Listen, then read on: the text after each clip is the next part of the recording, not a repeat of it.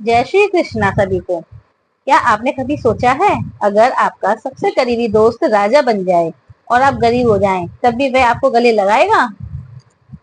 एक गरीब ब्राह्मण जब द्वारका पहुंचा तो द्वारपालों ने उसे रोक दिया, लेकिन श्री कृष्ण ने जब सुना कि कौन आया है, उन्होंने क्या किया, यह जानकर आपकी आंखों में आंसू आ जाएंगे। दुनिया में आज भी ऐसी दोस्ती संभव है। इस कहानी में एक ऐसा राजा जो आपको जीवन को बदल देगा। जय श्री कृष्णा। आज मैं आपको एक कहानी सुनाती हूँ, सच्चे मित्र की। दो सच्चे मित्रों की।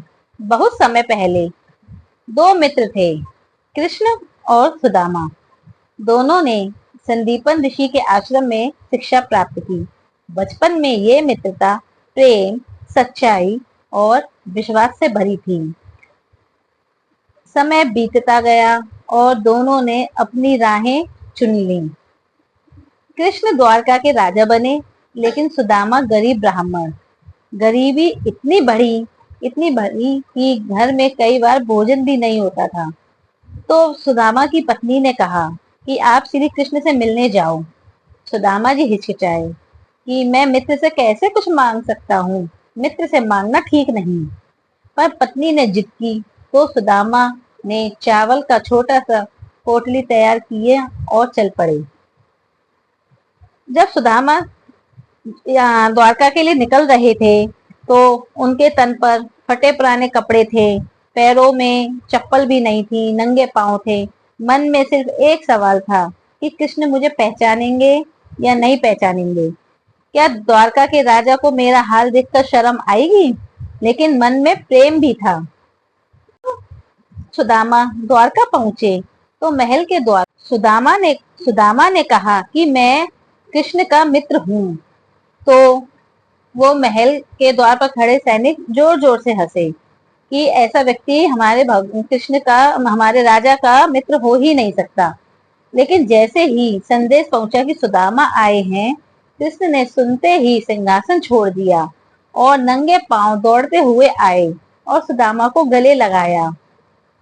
सुदामा को देखते ही कृष्ण की आंखों में आंसू और सुदामा के चेहरे पर संकोच।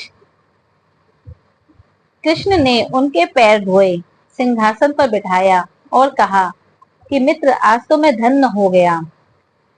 सुदामा के पास हाथ में पोटली देखकर श्री कृष्ण ने कहा, क्या मित्र मेरे लिए कुछ लाए हो? सुदामा झिझकते हुए बोले कि ये थोड़ा सा चावल है, तुम्हारे लिए तुम्हारी भाभी ने दे दिया था। तो कृष्ण ने वह पोटली उठाई और प्रसाद की तरह खा लिया। वो क्षण भावनाओं से भरा। तो सुदामा जी बिना मांगे लौटे।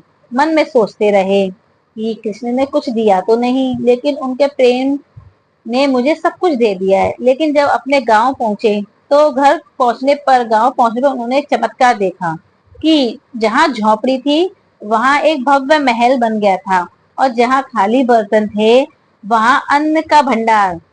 तो आज की कहानी आपको कैसी लगी, इसके बारे में अपनी राय प्लीज कमेंट में जरूर बताइएगा। और इस कहानी से हमें यह सीख मिलती है कि सच्ची मित्रता में स्वार्थ नहीं होता और विश्वास रखने वाले को भगवान सब कुछ देते हैं। जय श्री राधे।